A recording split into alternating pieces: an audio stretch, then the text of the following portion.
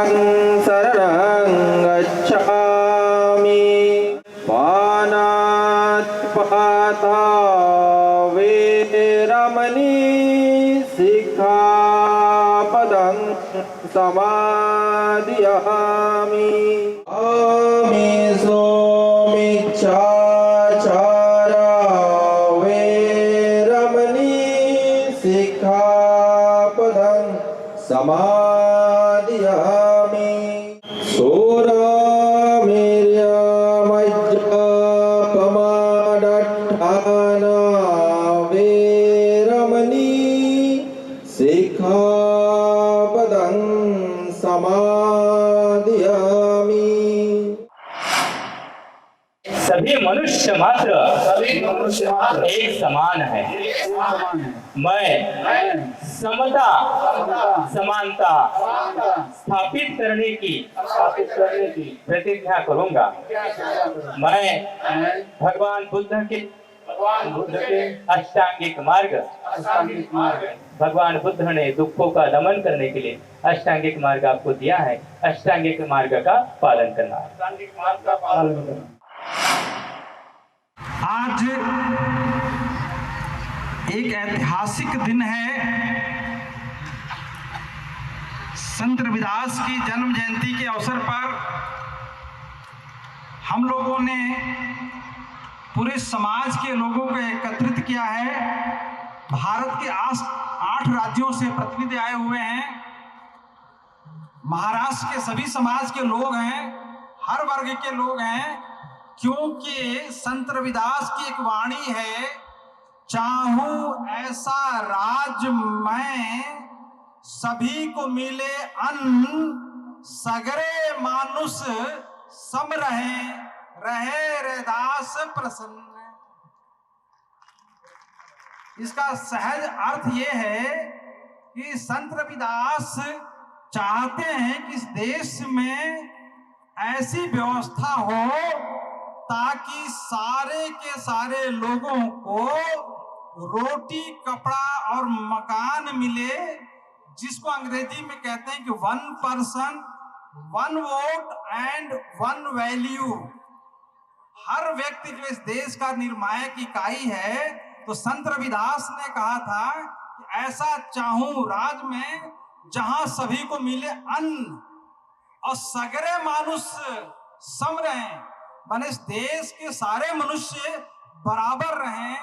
मतलब ये हुआ कि समता मूलक समाज की स्थापना की सबसे पहले जो शुरुआत हुई थी वो संत रविदास ने शुरू की थी। वो कहते हैं कि सगरे मानुष सम रहे तब रहे रविदास प्रसन्न।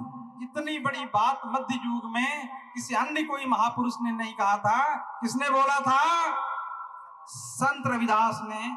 और संत रविदास भारत में आजादी का, स्वतंत्रता का पहला संग्राम जिसे कहते हैं, योद्धा, जिन्होंने कहा था कि पराधीन को दीन क्या जान ले हो रे मीत। स्वतंत्र आदमी का तो इज्जत होगी, उसका धर्म होगा, लेकिन परतंत्र जो गुलाम है उसका कोई मित्र भी नहीं होता है, उसका कोई धर्म भी नहीं होता है। ऐसे सैकड़ों वाणी है संत रविदास की। मैं उनको बोलना नहीं चाहता, बताना नहीं चाहता। हमारे बीच में एक ऐसा महापुरुष जिन्होंने भारत की मनीषा को, वर्तमान मनीषा को हिला के रख दिया है, लोगों की चेतना को जो है जागृत कर दिया है।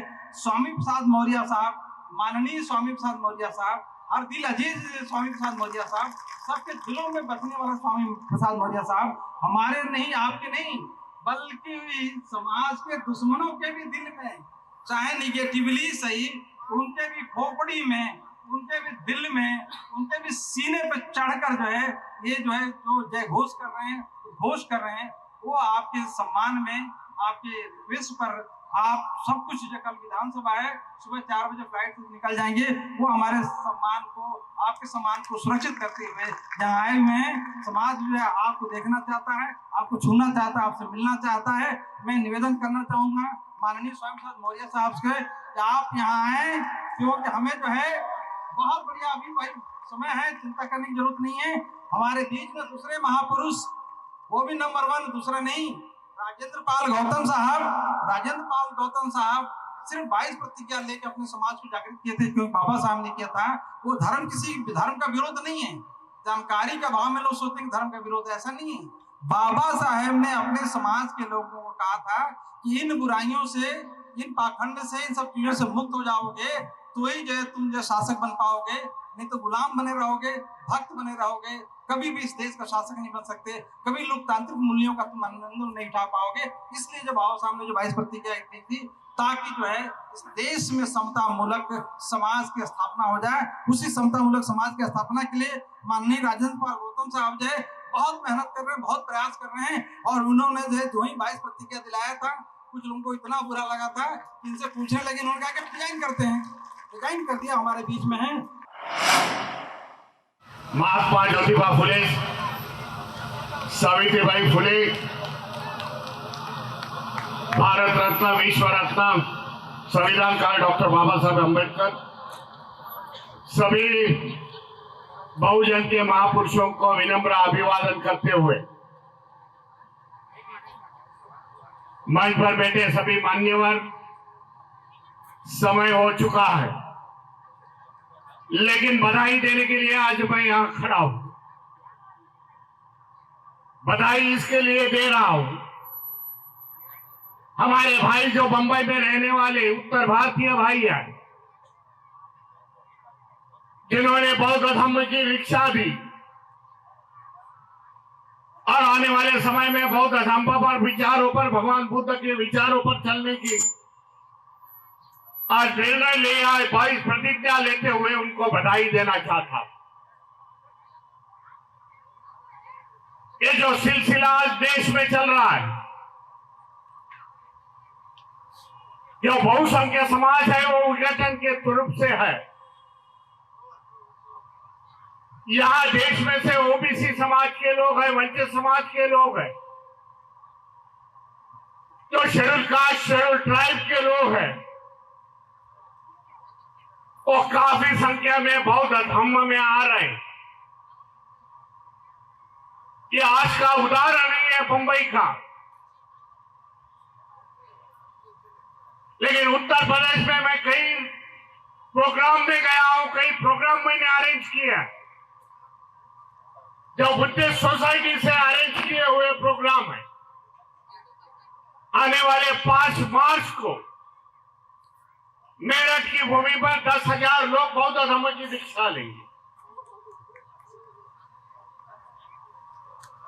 जिस गौतम जी ने अपना मिनिस्टर पद खो दिया, 5 अक्टूबर में धम्म चक्र परिवर्तन के दिन, उसके 4 दिन बाद लखनऊ की भूमि पर मान्यवर काशीराम स्मृति स्थल पर हम लोगों ने प्रोग्राम लिया था। उस प्रोग्राम में अपने बलराज पटेल जी, जिन्होंने बौद्ध धर्म की दीक्षा ली, इस तरीके का यह सिलसिला चल रहा। इसलिए सरकार ने, यहाँ के केंद्र के सरकार ने, यहाँ राज्य के सरकार ने, जो मानववादी राज्य के सरकार है, उन्होंने कानून पास किया है कि ऐसे लोगों को हम लोग गिरफ्तार करेंगे, ऐसे प्रोग्राम हम लोग नहीं करेंगे, होने देंगे। लेकिन ये चुनौती का हम लोग बाजू में रखते हुए देश भर में ऐसे प्रोग्राम हुए, जो 5 मार्च को होने वाला प्रोग्राम है। आने वाले 11 अप्रैल में, उतनी बात बता के मैं अपना ये मेरे 2 शब्द खत्म करता हूं। आने वाले 11 अप्रैल में महात्मा ज्योतिबा फुले की 150वीं जयंती, 3 दिन बाद डॉक्टर बाबा साहब अम्बेडकर का 14 अप्रैल का जयंती महोत्सव है। बिहार के गांधी मैदान, पटना का गांधी मैदान, वहां 50,000 से ज्यादा लोग इकट्ठे हों, वहां धम्म की दीक्षा देंगे। बाबा साहब की एक बाजू में धम्म नीति, दूसरे बाजू में राजनीति, सवाल नीति आप लोग लेके जाएंगे। मैं फिर से बधाई देता हूँ। यहाँ जो भी उत्तर भारतीय उपस्थित थे, उन्होंने बौद्ध धर्म की दीक्षा ली, उनको मंगल कामना करते हुए मैं यही रुकता हूँ। नमो बुद्धाय, जय भीम, जय संविधान। देश में दुनिया के सबसे ज्यादा कुपोषण के शिकार क्यों हैं? सबसे ज्यादा अशिक्षित लोग क्यों हैं? सबसे ज्यादा बेरोजगारी के दर क्यों है? अगर हमारे सारे बहुजनों को उदार हथियार चलाने का सीखने का अधिकार मिला होता तो मैं दावे के साथ कह सकता हूं भारत कभी गुलाम न हुआ होता। अगर भारत के विश्वविद्यालयों में कुलपति हमारे बहुजन समाज के लोग होते, अगर भारत के विश्वविद्यालयों में पूरे तरीके से बहुजन समाज के लोगों को professor, associate professor, assistant professor बनाया होता तो भारत शिक्षा के मामले में इतना ना पिछड़ा होता। अगर हजारों साल तक हमारे पढ़ने लिखने पर धार्मिक बंदिश न लगी होती तो भारत जैसे सम्राट अशोक के टाइम पे विश्व गुरु था, आज भी विश्व गुरु होता। आज मैं एक ट्वीट पढ़ रहा था, न्यूज 24 ने ट्वीट किया हुआ है, जिसमें देश के गृह मंत्री माननीय अमित शाह जी कह रहे हैं कि 30 साल तक जिला पंचायत से लेकर भारत सरकार तक अगर बीजेपी का शासन होगा तो 30 साल बाद भारत विश्व गुरु बन जाएगा। अरे भाई, हमारे देश के विश्वविद्यालयों में 50% से भी ज्यादा पद खाली है और देश के अन्य विभागों में भी 50% से ज्यादा पद खाली है। 59% नौकरियां ठेके पे भरी जा रही हैं। बात विश्व गुरु की कर रहे हो बनने की, 9 साल तो आपकी सरकार को हो गए। कौन लोग हैं वो जो देश के संसाधनों को बेच रहे हैं? कौन लोग हैं वो जिन्होंने भारतीय रेलवे को बेच दिया, एयरपोर्ट बेच दिए, एयर इंडिया बेच दिया, बैंक बेच दिए, इंश्योरेंस कंपनी बेच दी, पेट्रोलियम कंपनियां बेच दी, गैस कंपनियां बेच दी। देश को बेचने वाले लोगों को आप देशद्रोही कहोगे या ना कहोगे? अरे देशद्रोही लोग देशभक्ति का सर्टिफिकेट बांट रहे हैं, कैसे चलेगा? और मुझे सबसे ज्यादा दुख तो इस बात को लेकर हो रहा है, मैंने IIM, IIT, engineering college, management college, medical college, BRK college, इन सब के अंदर आज जो फी स्ट्रक्चर है उसका शेड्यूल निकाला। तो एक बच्चे को हायर एजुकेशन में, टेक्निकल एजुकेशन में आपको अगर उसको डिग्री करानी है, एक परिवार को एक बच्चे की उस प्रोफेशनल डिग्री को कराने के लिए कम से कम 8-10 लाख रुपया चाहिए। मैं पूछना चाहता हूं, क्या देश के 95% लोग ऐसे हैं जो 8-10 लाख रुपए का खर्चा उठा पाए अपने बच्चे के कोर्स कराने के लिए? उठा पाएंगे क्या? तो क्या देश के अंदर जितने बड़े बड़े संस्थान बने, चाहे IIT बना हो, चाहे IIM बना हो, चाहे इंजीनियरिंग कॉलेज बने हो, चाहे मैनेजमेंट कॉलेज बने हो, चाहे मेडिकल कॉलेज बने हो, ये सरकार के पैसे से बने हैं। सरकार के पैसे का मतलब है जनता के पैसे से बने हैं। तो क्या जनता के पैसे से अमीरों के बच्चों को पढ़ाने के लिए इतनी बड़ी इमारतें बनाई है क्या? मैं पूछना चाहता हूं। जनता के पैसे से बड़े बड़े कॉलेज बने और जनता अपने बच्चों को वहां नहीं पढ़ा पाएगी क्योंकि वो उसका खर्चा नहीं उठा सकती। इन बातों पर ध्यान कब जाएगा? हम इधर उधर की जितनी मर्जी बात कर ले, चीख चीख के बात कर ले, उससे रिजल्ट में परिवर्तन नहीं हो सकता। यहां लड़ाई विचारधारा की है। मैं साफ कह देना चाहता हूं, ये तीर तलवार की बंदूक की लड़ाई नहीं है, ये लड़ाई ताकत की लड़ाई नहीं है, ये लड़ाई विचारधारा की है। और देश के लोगों को तय करना पड़ेगा, दो में से एक विचारधारा चुननी पड़ेगी। दोनों तरफ नहीं चल सकते आप एक इस नाव में पैर, एक इस नाव में पैर, इस तरीके से चला नहीं जा सकता। आपको एक तरफ होना होगा। एक तरफ विषमतावादी लोग हैं जो मनुस्मृति से देश का शासन चलाना चाहते हैं, जो भारत के संविधान में जिनकी आस्था नहीं है, जो जातीय वर्ण व्यवस्था को मानते हैं, जो छूत को मानते हैं, जो ऊंच नीच को मानते हैं, जो समाज को बांटना चाहते हैं, जो भारत को गुलाम बनाना चाहते हैं, जो हमारे बुजुर्ग समाज को हजारों साल से हमारे लोगों का शोषण करते आ रहे हैं। एक तरफ शोषणवादी व्यवस्था है, मनवादी व्यवस्था है, दूसरी तरफ संविधान को मानने वाले वर्ण व्यवस्था को खत्म करके, छुआछूत को खत्म करके समतावादी, समता, स्वतंत्रता, बंधुता, न्याय के ऊपर आधारित समाज का निर्माण करना चाहते हैं, जो भारत के संविधान में आस्था रखते हैं। एक तरफ समतावादी, न्याय पर आधारित विचारधारा है जिसे हम अंबेडकरवादी विचारधारा कहते हैं। तो लड़ाई मनुवादी विचारधारा और अम्बेडकरवादी विचारधारा के बीच की है। आपको चुनना होगा, या तो अम्बेडकरवादी विचारधारा की तरफ आ जाओ या फिर मनुवादी विचारधारा की तरफ चले जाओ। दोनों तरफ पैर रख के काम नहीं चलने वाला है। आपको ये खामोश मिजाजी तुम्हें जीने नहीं देगी। इस दौर में अगर जीना है तो प्रोग्राम में चलो। कि मुर्दे को बड़ा घमंड था अपनी नींद पर, कि मुर्दे को बड़ा घमंड था अपनी नींद पर। अरे मेरे इस बहुजन समाज की इस नींद से शर्त लगाकर सोए तो जानू। अब तो जाग जाओ यार। हजारों साल की गुलामी किस तरीके से, कितने मुश्किल से डॉक्टर बाबा साहब अम्बेडकर जी ने अपने 4-4 बच्चे गंवाकर, जवानी में अपनी पत्नी माता रमाबाई को गंवाकर हमें ये आज जो सम्मान का जीवन मिला है, ये डॉक्टर बाबा साहब अम्बेडकर की कुर्बानी की वजह से मिला है। लेकिन हम लोग अपने बुजुर्गों की सांस्कृतिक विरासत को छोड़कर एक ऐसी व्यवस्था में, आज ऐसी व्यवस्था को आगे पाल पोस कर बड़ी कर रहे हैं जो जात पात पर आधारित है, जो ऊंच नीच पर आधारित है, जिसमें गण व्यवस्था है, जिसमें शोषण है। और एक तरफ अरे भाई एक बात बताओ, जो समता, स्वतंत्रता, बंधुता, न्याय, प्रज्ञाशील, करुणा और मैत्री पर आधारित बुद्ध की विचारधारा। अरे हमें जब पता चल गया कि हमारे पूर्वज बौद्ध थे, जब हमें पता चल गया हमारे पूर्वज बौद्ध थे, तो वापस अपने घर में अब तो वापस आ जाओ, अब तो घर वापसी करो। इसीलिए हमने 2025 तक संकल्प लिया है, पूरे भारत के अंदर 10 करोड़ लोगों को बौद्ध धर्म की दीक्षा दिलवाएंगे, अपने बुजुर्गों की सांस्कृतिक विरासत में घर वापसी करवाएंगे। लास्ट में मुझे पता है कि समय कम है, और भी साथियों को बोलना है, बोलने को मेरे दिमाग में बहुत गुस्सा है। अपने दर्द को बार बार जब मैं बोलता हूँ तो एक के बाद एक दूसरे ऐसे सवाल पैदा होते हैं, सवालों का जवाब नहीं बनता है।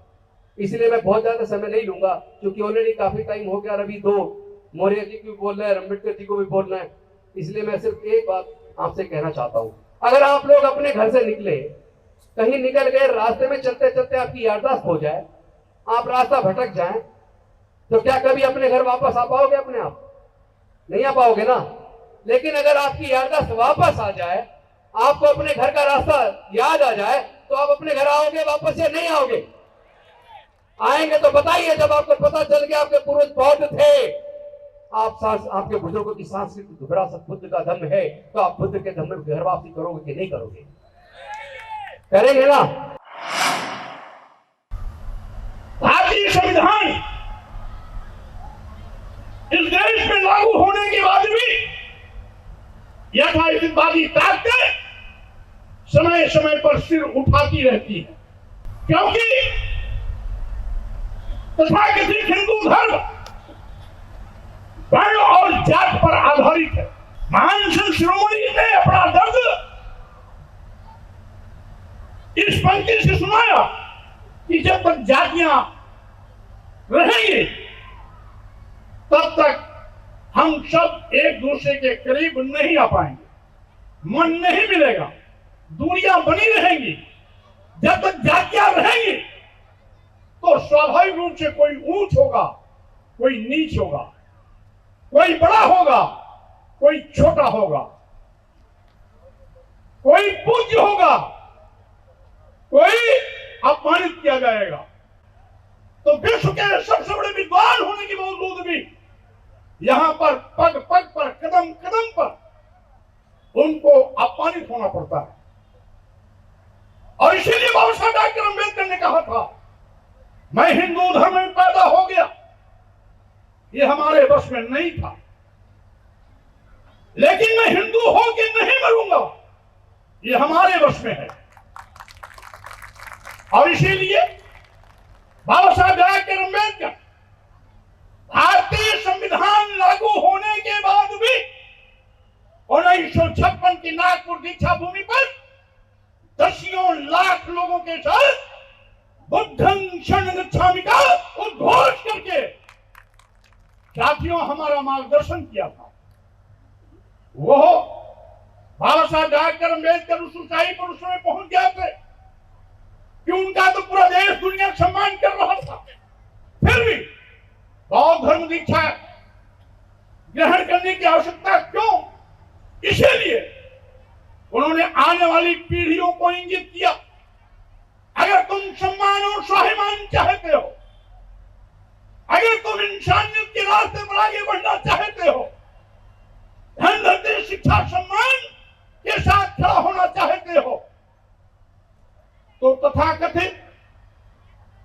तथाकथित हिंदू धर्म जो जात पात छुआछूत ऊंच भेदभाव पर आधारित है, उससे निकलकर बुद्ध के रास्ते पर चलना होगा।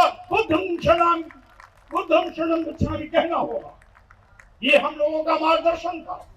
नागपुर की दीक्षा भूमि केवल बाबा साहब डॉक्टर अम्बेडकर का बौद्ध दीक्षा ग्रहण समारोह ही नहीं था, बल्कि आने वाली पीढ़ियों के लिए वो एक मार्गदर्शन था कि तुम्हारे सम्मान और स्वाभिमान का रास्ता, इंसानियत का रास्ता, मानव एक समान की विचारधारा का रास्ता कहीं और नहीं बल्कि बुद्ध के रास्ते पर जाता है, धर्म के रास्ते पर जाता है, संघ के रास्ते पर जाता है।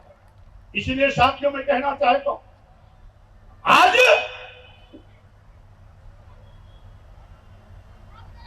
आजादी मिलने के बाद, यहां तक कि संप्रभु भारत राष्ट्र बनने के बाद और गणतांत्रिक भारत का संविधान लागू होने के बाद भी जातिवाद हमारे बड़े से बड़े नेताओं महापुरुषों को अपमानित करने में रंच मात्र भी संकोच नहीं करती। आपको याद होगा, बाबू जगजीवन राम जी अपने समय के चोटी के नेता थे। देश के प्रधानमंत्री के रूप में बनारस में संपूर्णानंद मूर्ति का अनावरण करने गए। उनके हटने के बाद वहां के पंडितों ने उस मूर्ति को गंगा जल से धोया। क्यों? इसलिए कि बाबू जगजीवन राम जी दलित समाज में पैदा हुए। अभी भी कुछ महीने पहले हमारे देश के प्रथम नागरिक राष्ट्रपति के रूप में महामहिम रामनाथ कोविंद जी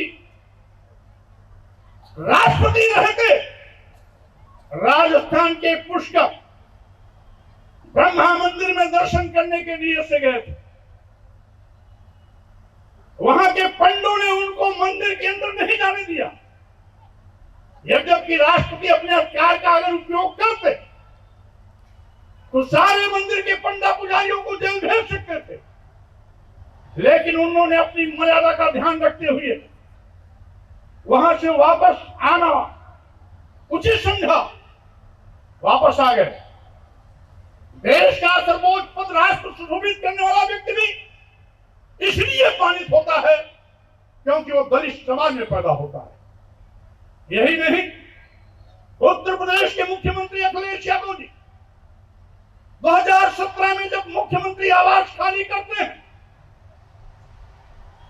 तो यही हिंदू राष्ट्र बनाने की आवाज बुलंद करने वाले भाजपा के लोग उस कालिदास मार्ग स्थित मुख्यमंत्री आवास को गंगा जल से धुलवाया था।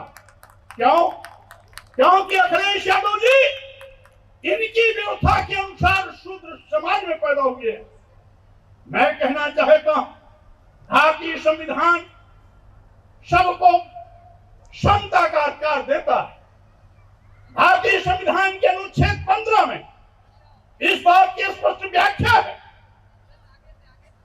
कि वर्ण, धर्म, जाति, लिंग और जन्म स्थान के आधार पर किसी के साथ कोई भेदभाव नहीं किया जाएगा।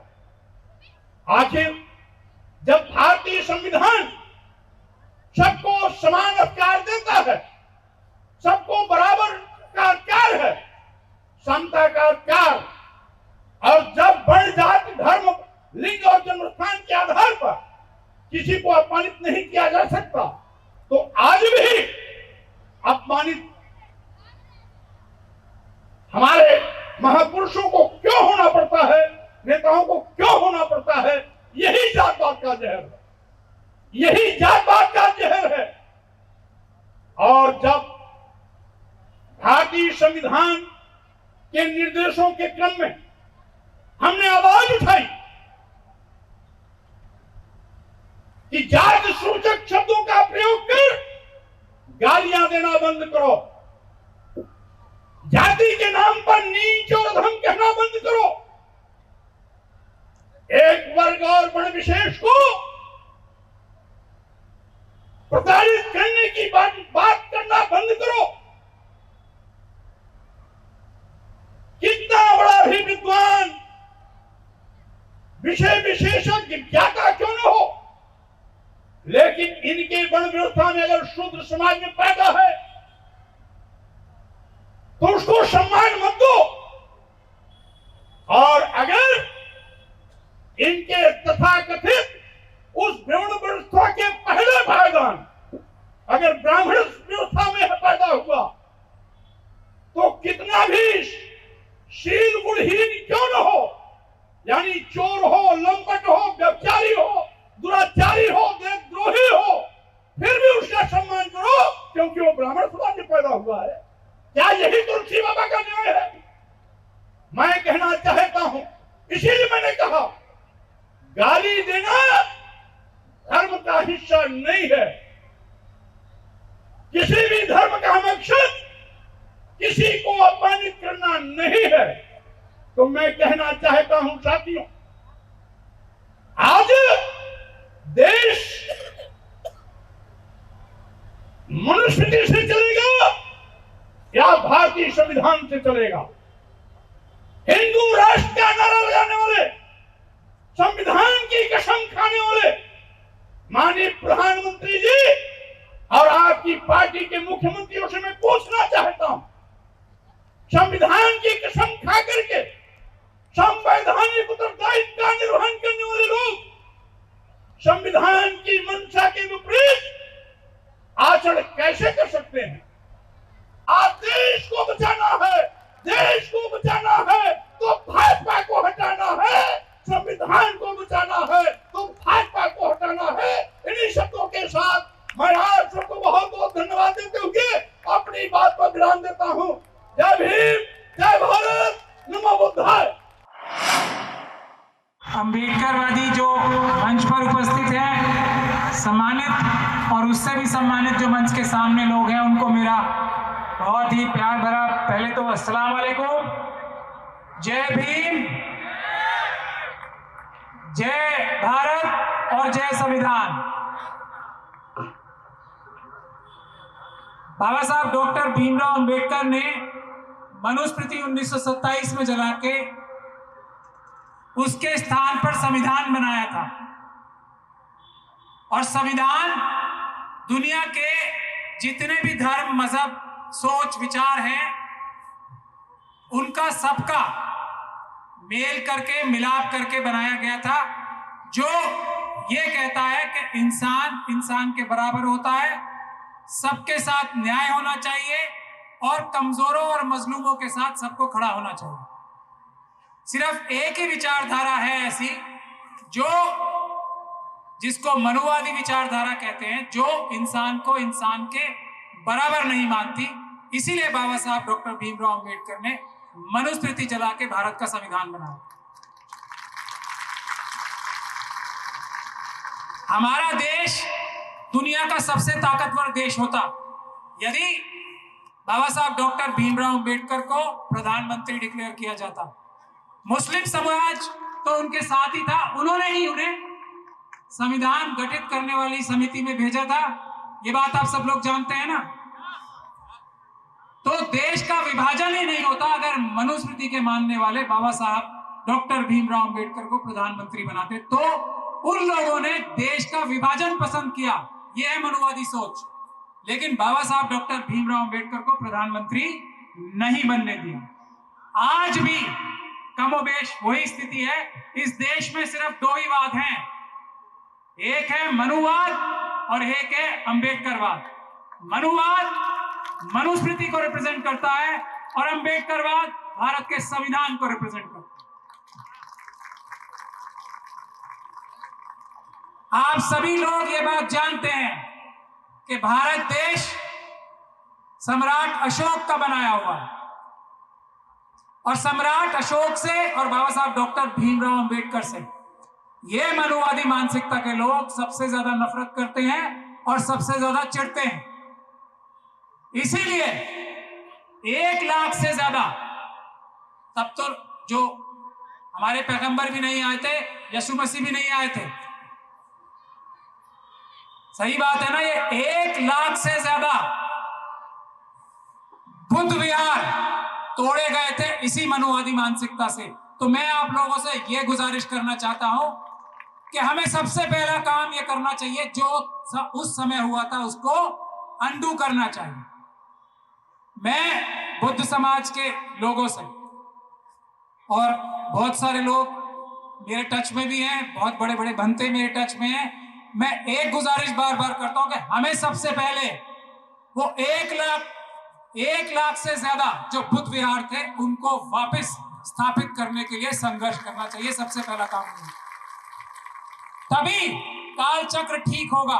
जो धोखाधड़ी से उस समय काम हुआ था वही धोखाधड़ी आज राजेंद्र पाल गौतम जी हैं, स्वामी प्रसाद मौर्य जी हैं, हमारे अंबेडकर साहब बैठे हुए हैं, भीमराव अंबेडकर साहब बैठे हुए हैं, दूसरे लोग भी बैठे हुए हैं। इन लोगों ने क्या कसूर किया है जो इनकी जान के पीछे पड़ गए? कोई गर्दन काटने की बात करता है, कोई जबान काटने की बात करता है। इन्होंने क्या कहा है?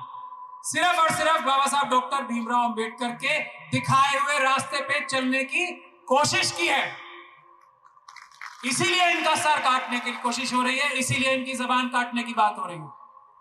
मैं आप लोगों से, मैं खास तौर पे ओम प्रकाश मौर्य जी ने मेरे कल बहुत ज्यादा इंपॉर्टेंट केसेस लगे हुए थे, फिर भी उन्होंने मुझे कहा कि नहीं आपको आना ही है। मैं आया हूं और मुझे अभी अपनी फ्लाइट पकड़ के जाना है, क्योंकि हमारे समाज के अंबेडकरवादियों के कल भी मुकदमे सुप्रीम कोर्ट में लगे हुए। लेकिन मैं आया किस लिए हूं? मैं आप लोगों से ये वादा करने आया हूं, ये कहने आया हूं कि हम वकीलों की एक बड़ी फौज तैयार कर रहे हैं, पूरे देश में तैयार कर रहे हैं। हम देखेंगे, ये राजेंद्र पाल गौतम जी बैठे हैं, ये स्वामी प्रसाद मौर्य जी बैठे, उंगली उठाए इनकी तरफ कोई, वो हाथ पकड़ के उसको जेल में डलवाने का काम हम करेंगे। हम देखते हैं कौन इनकी तरफ उंगली उठाएगा, हम देखेंगे। और उसके लिए मैं गुजारिश करना चाहता हूं देश के हमारे सभी अंबेडकरवादी वकीलों से कि आए और हमारे साथ खड़े हो। हमने आज तक भी अपने किसी अंबेडकरवादी को, ये विनय रतन जी मौजूद हैं यहाँ पे, भाई चंद्रशेखर को अरेस्ट किया था जामा मस्जिद से, 10 दिन नहीं लगे थे, हमने उनको बाहर निकाला। 10 दिन। ये तो तब बात है कि हम अभी अंबेडकरवाद को पूरी तरीके से अपना नहीं रहे, नहीं तो हम 88% लोग हैं देश में। अभी हम मुट्ठी भर अंबेडकरवादी लड़ाई कर रहे हैं। जब आप सब खड़े हो जाओगे तो ये नजर नहीं आएगा कोई भी मनुवादी देश में। ऐसा मैं रिक्वेस्ट करने आया हूं, ये बताने आया हूं कि हम सब SC, ST, OBC, मुस्लिम, सिख, क्रिश्चियन, बौद्ध मिला के 88% है देश में।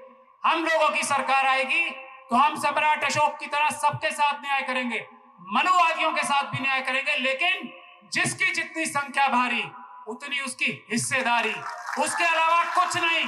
उनका 1.5% सभी ब्राह्मणों के दरवाजे पे दरवाजा खटखटा के छोड़ के आएंगे, लेकिन 1.5% से ज्यादा पे नजर नहीं रखने देंगे। ये मैं आह्वान करने आया। मैं एक आखिरी बात कह के अपनी बात समाप्त करूंगा कि ये मत सोचिए कि मनुवादी सिर्फ कुछ खास समाजों से आते हैं। मैं खुद ये बात जानता हूं कि मेरे अपने मुस्लिम समाज में भी अंबेडकरवादी घुसे हुए हैं, और आज वो मनुवाद की तारीफ करने के लिए बड़े बड़े जलसे कर रहे हैं। मैंने उनकी मुखालफत की, आप सब लोग सोशल मीडिया पे देख सकते हैं। जो मनु का नाम लेगा वो इस देश का गद्दार है, वो हिंदू राष्ट्र बनाना चाहता है, भारत का संविधान खत्म करके मनुस्मृति लागू करना चाहता है। ये फॉर्मूला है। जो मनुस्मृति की बात करेगा, जो मनु की बात करेगा, वो देश का गद्दार है, बाबा साहब डॉक्टर भीमराव अंबेडकर के संविधान का गद्दार है, और वो आतंकवादी है। बैकफुट पे नहीं जाना है भाइयों, बस मैं यही कहने आया हूं। हम वकील इस बात की जिम्मेदारी लेते हैं, हम आपके आगे ढाल बढ़ के खड़े होंगे। आप अंबेडकरवाद को आगे बढ़ाओ, आप देश को आगे बढ़ाओ। हमारा देश दुनिया का सबसे ताकतवर देश है, ये सिर्फ मनुवादी इसे कमजोर कर रहे हैं, ये देश को तोड़ना चाहते हैं। मैं आखिरी बात ये कह के खत्म करूंगा कि हमारे सिख भाइयों के एक बहुत बड़े नेता है जगतार सिंह हवारा, जत्थेदार जगतार सिंह हवारा, उनका एक बड़ा आंदोलन उनको छुड़ाने का और बंदी सिंहों का पंजाब में चल रहा है। तो आप लोगों से ये गुजारिश है कि बंदी सिंह छोड़ने के लिए हमारा ये नारा है कि संविधान ये कहता है बंदी सिंह रिहा करो, क्योंकि वो सच्चाई और इंसाफ की लड़ाई लड़ते हुए जेलों में है। तो आप सभी लोगों से गुजारिश है कि उनके लिए भी आप दुआ करें और उनके लिए संघर्ष में शामिल भी हो। मैं स्टेज पे भी जितने लोग बैठे हैं उनसे भी ये गुजारिश करना चाहता हूँ। बहुत बहुत शुक्रिया। जय भीम, जय भारत, जय संविधान। नमस्कार, जय भीम, जोहार।